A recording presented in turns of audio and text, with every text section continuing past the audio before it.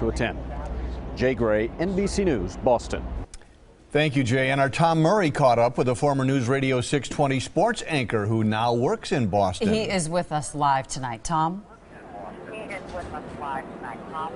Well, Courtney, Mike, good evening to you. We are about a block, 2 blocks away or so from the area where they're talking about where that surveillance video was captured, where investigators now believe, or it sounds like investigators believe, that they have at least have a picture of someone who may be the one who left that bomb near the finish line.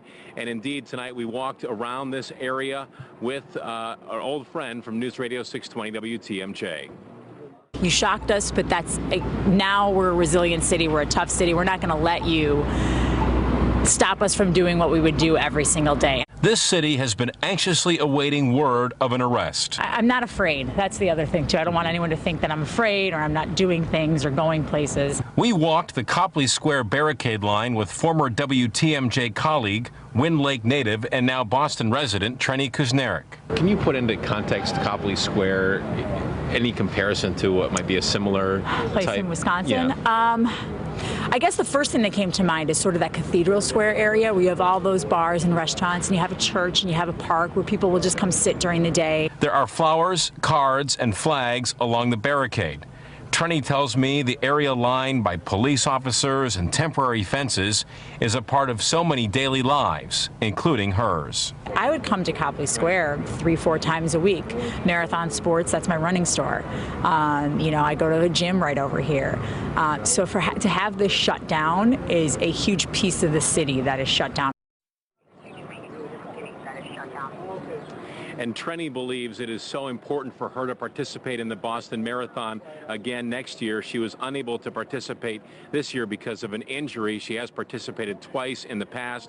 She feels it's really important to make that statement next year by running in the Boston Marathon. Now, coming up tonight at 6 o'clock, you will hear from a Marquette grad, a recent Marquette grad, who was at a party really just feet from where the explosions happened. For now, live in Boston, Tom Murray, today's TMJ4. Tom, I know you've been out there since Monday evening, shortly after this blast occurred, and you've done a great job locating so many Wisconsin connections. The number of runners, have they pretty much left Boston, those who are not Boston area residents? Yeah, most of the runners that we spoke with from Wisconsin made their way home as soon as the night of the race, Monday night.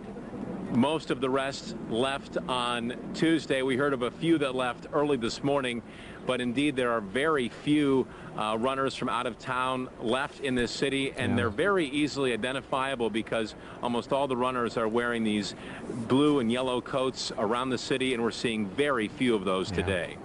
All right, everybody, hopefully safe and home, safe and sound. Tom Murray for us live in Boston tonight. Thank you, Tom. We're going to have more coverage of the investigation of the Boston bombings. That's at 5:30 on the NBC.